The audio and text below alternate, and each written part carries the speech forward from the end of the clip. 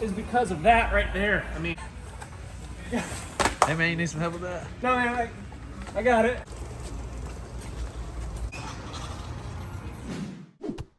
Hey friends, welcome back. I am Jason. This is my good buddy Shane. What's up, y'all? You've seen him before in some previous videos. May or may not. Formerly with SE Knives, right? Randall's Adventure and Training. But right now, we are at Southern Honda Powersports. Right. And we are here because we are trying to find the ultimate zombie apocalypse bike. I think we're gonna find it and then we're gonna build it. There's a sea of awesomeness here. Can you see that? Sea of awesomeness here, and there's a lot of bikes to choose from. And I made a selection. You did? Based on what I wanted in a vehicle. I wanted something that's very off-road capable. Yes. I wanted something super reliable. Super reliable. Uber reliable. Because we've had breakdowns. Because I break down a lot. It sucks. It's not fun. It's unpleasant.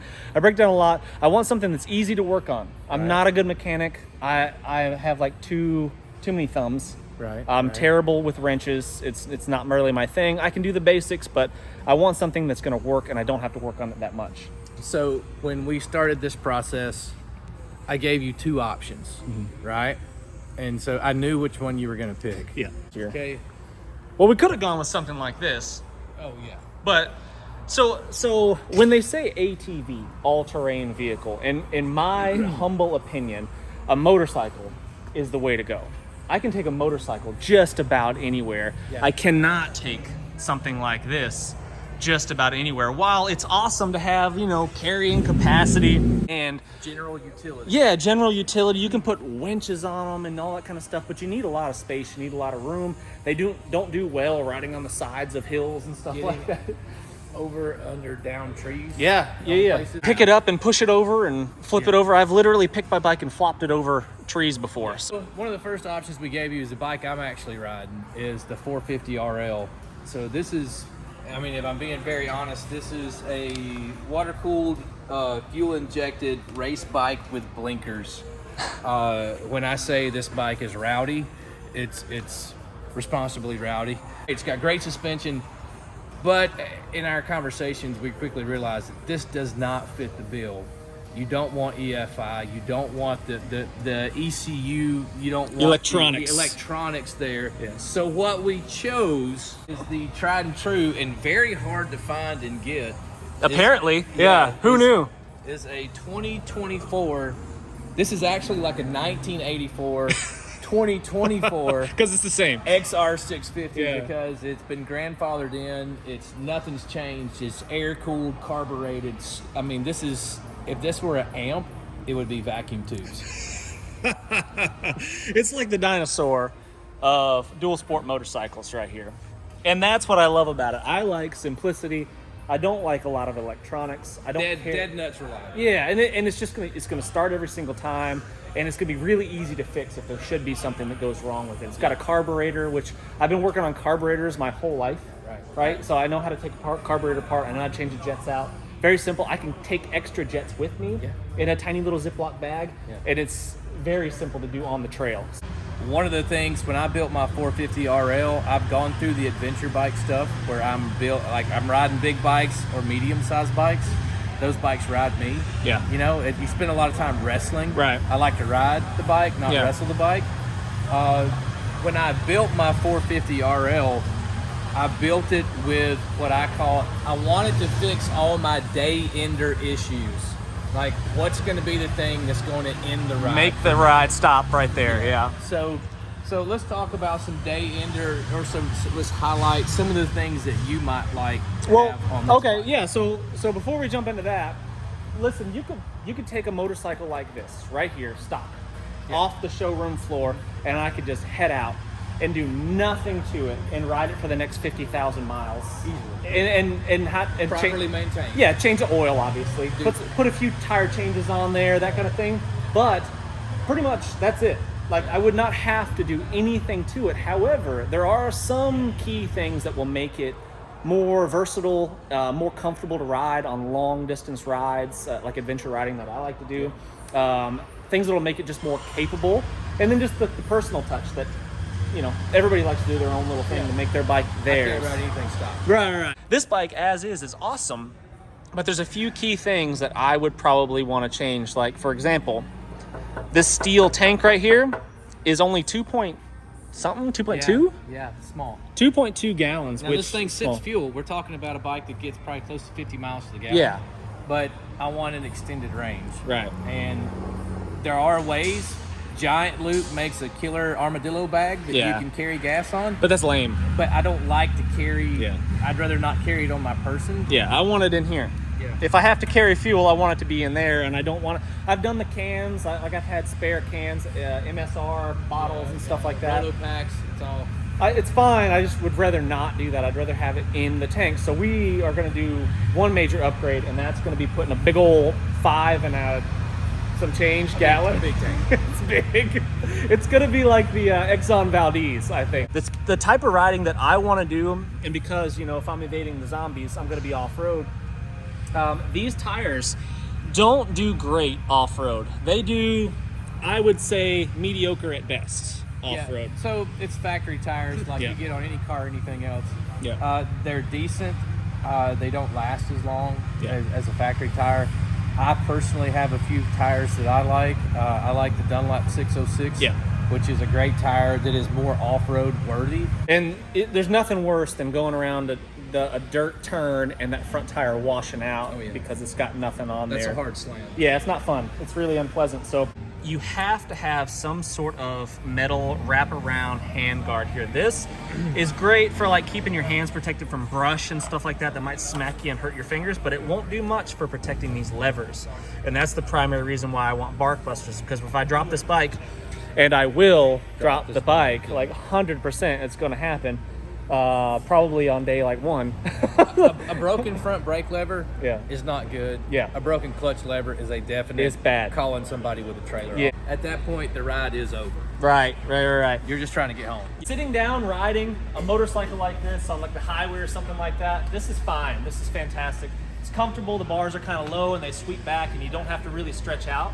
But if you get off-road, you're going to stand up. You're going to be out of the saddle almost the whole time if it gets bumpy at all, right? Any kind of varying terrain, you're going to stand up. And these handlebars are a little bit low, and it makes you have to kind of hunch over and reach for them, and you can't stand up in a really kind of athletic position. If I want to be, ready to fight somebody, I'm going to be in this athletic position right here. This is my athletic stance, and that's how I want to be riding. That's going to make me more balanced. It's going to make that motorcycle move underneath me, make it easier to control, and more importantly, make it much less likely that I'm going to crash. If I can be in a comfortable athletic riding stance, I'm going to stay on that bike and I'm not going to wipe out. And that's kind of a big deal. Now, while I'm on that subject, motorcycles are inherently dangerous. I get it. Everyone in the comment section can be like, oh, motorcycles are dangerous, you're going to crash and break your arm. 100% yes, motorcycles are inherently dangerous, and I get that. However, the trade-off is the mobility. I can go anywhere on one of these things. On this motorcycle or this motorcycle, I can hop on it and I can go anywhere. City streets, mountain roads, single track, tiny little twisty trails, hiking trails. I could do whatever I wanted on one of these motorcycles with a little bit of skill and practice.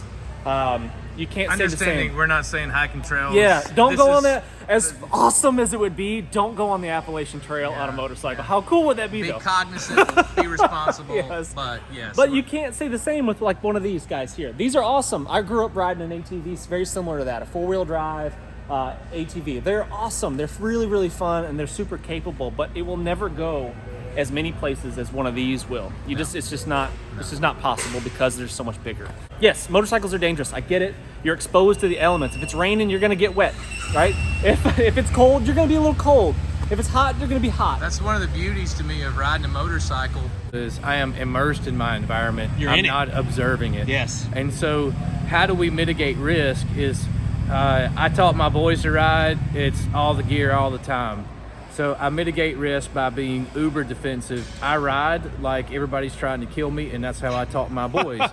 Now, but if you start looking at motorcycle accidents statistically, most are single vehicle accidents, which means everybody's always worried about the other driver. more often than not, it's the monkey on the bike that winds up being the problem. Yeah. And so making sure you check the ego at the door, you respect the bike, and then you're geared up. There's all kinds of saying, dress for the slide, not the ride, you know. So you don't want to be a squid. You don't want to be the guy that's in the tank top with the flip-flops and the shorts out.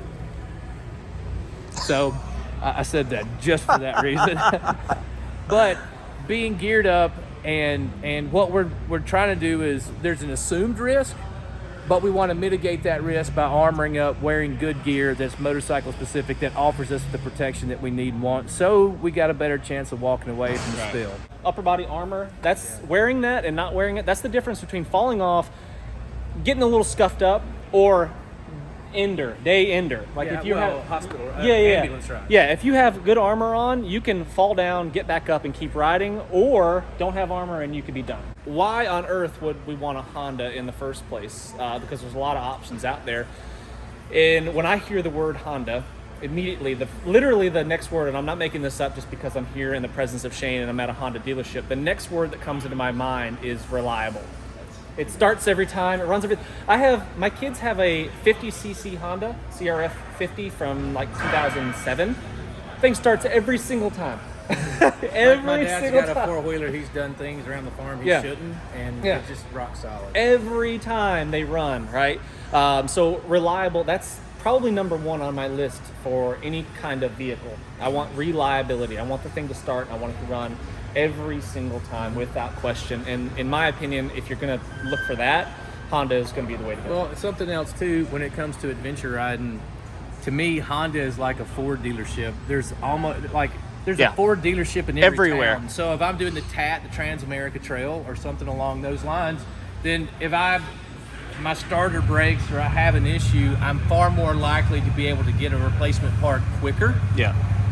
Simply because there's more dealerships in more places. I love Euro trash stuff. Like I like my Euro trash brands. Yeah. And not throwing off. I mean, I ride a Ducati. I've ridden BMW. And I ride KTM. Yeah. I like a lot of that stuff. But if I'm doing something along the lines of what you're doing, parts availability, parts access to it, makes a big difference in huge kind of how you can. Yeah, I freaking love my KTM motorcycle. It's awesome. It's like this bike here. It's super lightweight. It's wicked fast. It's crazy, and it's a lot of fun. It's really capable off road, but it's not as reliable as this bike right here. Not as reliable. Obviously, it's in the shop right now, right? And finding parts for it is much, much more difficult. There's not a KTM dealership everywhere. And even if there is, parts are not always available for it. The legacy support on this bike, too, is you're also getting a known entity. You're getting a bike that's been proven over 3 decades. Yeah. You know, and like, it's not, I mean, Harley's made a great run at it. They're still using like early 1900s technology. Yeah. Air-cooled motors. They seem to be doing okay, right? Yeah. So while this bike may not have the performance of that bike, you get longer maintenance intervals. What is the maintenance interval? Do you know? I don't know. I can make something up, but I'm not really Yeah, sure. it's like on my KTM, it's like every 30 minutes. You got to stop on the side of the road, change the oil. It's stupid. This is way longer than that. I normally, depending on how I ride, I'm a little bit ham-fisted sometimes. So I tend to change my oil a little quicker because that is the lifeblood, especially on the 450 RL. That, like, again, that's a race bike. Intervals are a little shorter. So I'm doing oil changes more frequently. This bike, you're going to put around this bike. The interval is going to be much longer. Yeah. This bike will get up and go. It is a 650 single, so it's got a nice bottom end. Torquey. As far as torquey. Yeah. But the maintenance intervals are going to be far longer than some of the other bikes that are a little more high performance. Yeah. And honestly, like, I don't really care about high performance. Like, that's not, I've never gotten on, like, any of these motorcycles in here could whip my butt. They'll go faster than I need to go. Any of them, like even the little ones, they can go fast. Well, I call it root syndrome. I can get root syndrome really quick, and I can run out of talent really fast on almost any of these bikes. Yeah, all of these bikes are better than me. Like they will all outperform me. I'm never going to be like, oh, I wish I had just a little bit more power. Like, no, it's not going to be a thing. So for that reason, I think this 650 right here is going to be the perfect. It is air cooled. How awesome is that? There is no radiator. There is no, it is carbureted, very simple mechanical stuff here. No radiators, no coolant that you have to worry about smashing them in and stuff like that. It's just going to be kind of bomb-proof out of the gate. Another reason why I like this motorcycle is because of that right there. I mean, there's a big, huge amount of ground clearance right there before you're going to hit any kind of obstacle. And the travel, suspension travel is huge. The downside is it makes it tall, right? I am 5'10"-ish, something like that.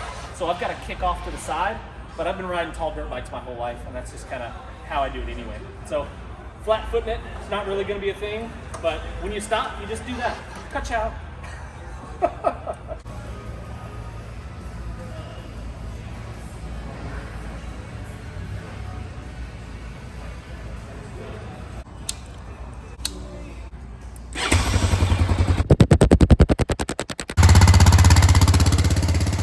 So Logan has assured me that the XR650 is wheelieable.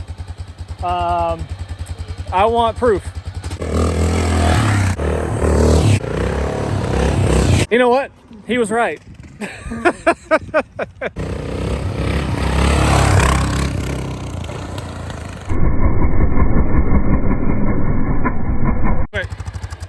So Logan, what do you think? Do you like it? This thing screams America.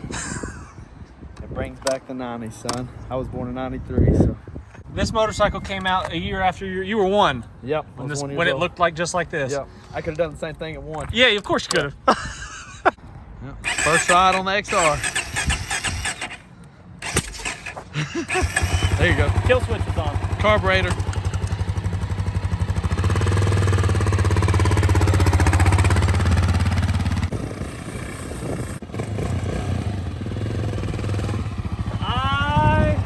Love it. This thing is awesome. This brings back memories. It's so good. It's so good. That is a cool bike, man. This stuff's all gotta go. Yeah. Nonsense. Smog. Yeah. Suck it, That'll get rid California. of- This is not made for the liberal states. No.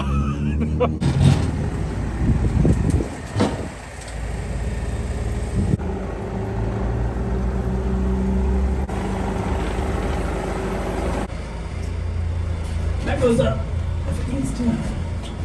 Oh, son, like butter. It's like it was meant to be. That's what you gotta say. That ain't going.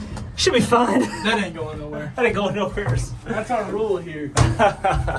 You look something up. That ain't going nowhere. That ain't going nowhere. Dang, that looks good in the back of this truck. It does. Holy moly.